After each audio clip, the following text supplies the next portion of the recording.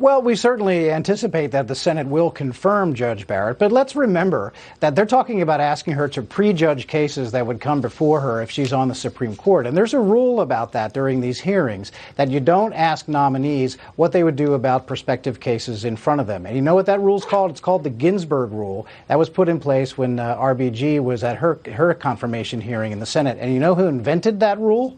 That was Joe Biden when he was the chairman of that committee at the time.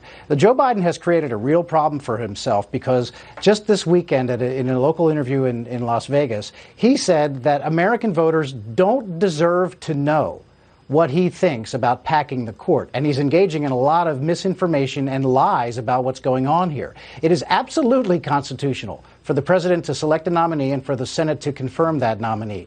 And in fact, the Republicans have expanded their majority in the Senate in 2018. Voters already got to weigh in, and voters weighed in when they elected President Trump. That's absolutely the case. He's also misleading people as to what the definition of court packing is. Court packing means to expand the court, to add justices, to pre-guarantee the outcome of cases that will come before the court in the future.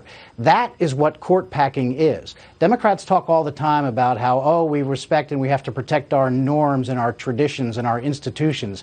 But as soon as they start to lose elections, they blow up those norms. And so that's exactly what's happening here. The director of communications for the Biden campaign, Kate Bedingfield, addressed that question about court packing. Here's what she had to say about it. Listen. Donald Trump and the Republicans don't get to set the terms of this debate. I mean, this is a distraction that they want to throw out. This is a hypothetical that they want to throw out right now to distract from the fact that they are trying to ram through a nominee who, as I said, is going to change the makeup of the court against the will of the American people. How does one consider the makeup and the number of justices on the Supreme Court a distraction, Tim? I don't know. If it's a distraction, it's one that Joe Biden has created for himself. And this is not a hypothetical.